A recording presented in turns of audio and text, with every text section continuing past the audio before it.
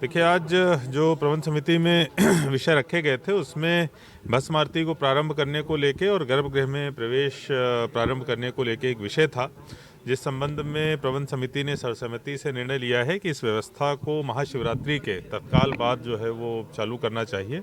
और जो भी महाशिवरात्रि के बाद वाला सोमवार पड़ेगा या उसके 7-8 दिनों के अंदर हम लोग भस्म आरती भी प्रारंभ करेंगे। और जब भस्म आरती प्रारंभ होगी तो पूरी कैपेसिटी के साथ में चलेगी और गर्भगृह में जो प्रवेश जो पहले चलता था कोरोना से पहले उसको भी प्रारंभ कर दिया जाएगा। लेकिन एक जो मंदिर के समय रहता था, टाइमिंग रहती थी, खासतौर पर रात में, अभी तक हम लोग केवल 9:45 बजे तक प्रवेश दे रहे थे, तो शयन आरती कहीं न कहीं जो है वो जो श्रद्धालु हैं उनके लिए प्रतिबंधित थी। उसको हम आज से ही चालू कर देंगे। शयन आरती में लोग भाग ले सकते हैं, उसको देख सकते हैं और इसी हिसाब से जो उसका समय है जो 9:45 तक होता था उसको हम लोग 10:15 तक आगे बढ़ा रहे हैं। देखिए, अभी गर्भगृह में प्रवेश प्रतिबंधित रहेगा पूर्व की तरह। महाशिवरात्रि के बाद इस पे हम लोग निश्चित रूप से निर्णय करेंगे और महाशिवरात्रि के तत्काल बाद इसको चालू किया जाएगा। जी हाँ, आज लगभग जो महाकाल मंदिर के आसपास की 4-5 रोड्स हैं उनके चौड़ीकरण को लेकर जो माननीय मुख्यमंत्री जी के द्वारा सहमति दी जा चुकी है, वही प्रस्ताव आज रखे गए थे, जिसमें महाकाल मंदिर से लेकर जो सामने का चौराहा है जो महाकाल घाटी वाला, वहाँ तक हम लोग 18 मीटर करेंगे।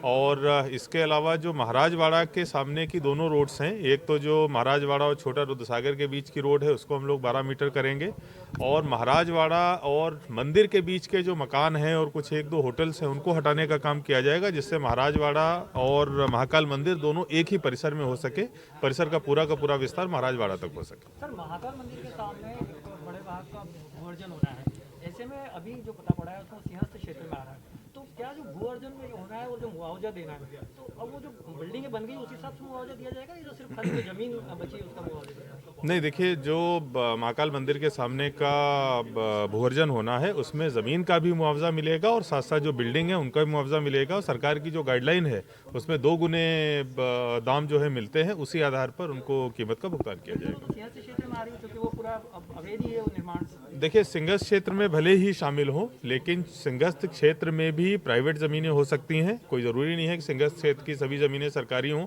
अगर प्राइवेट ज़मीन हम लोग ले रहे हैं तो उनके भूअर्जन में दुगना पैसा उनको मिलेगा और जो बिल्डिंग बनी हुई है उसका भी पैसा उनको प्राप्त। सर, दानदाताओं के लिए विदेशी जो दानदाता आते हैं उनके लिए भी एक अकाउंट बनता है? जी हाँ, जो फॉरेन करेंसी अकाउंट एक हम लोग खोल रहे हैं, क्योंकि जनरली ये देखा जाता है कि अगर विदेशी लोगों के द्वारा कुछ चेक दिया जाता है तो उस चेक को एनकैश कराने में इतना पैसा लग जाता है कि जितने का उस चेक भी नहीं होता है। तो हम लोग एक नया फॉरेन करेंसी अकाउंट खोलेंगे जिसमें कि उन सब सारे चेक्स को जमा किया जा सके और इसके साथ साथ अगर विदेशों से कोई हमको दान भी देना चाहता है तो उसको भी प्राप्त किया जा सके।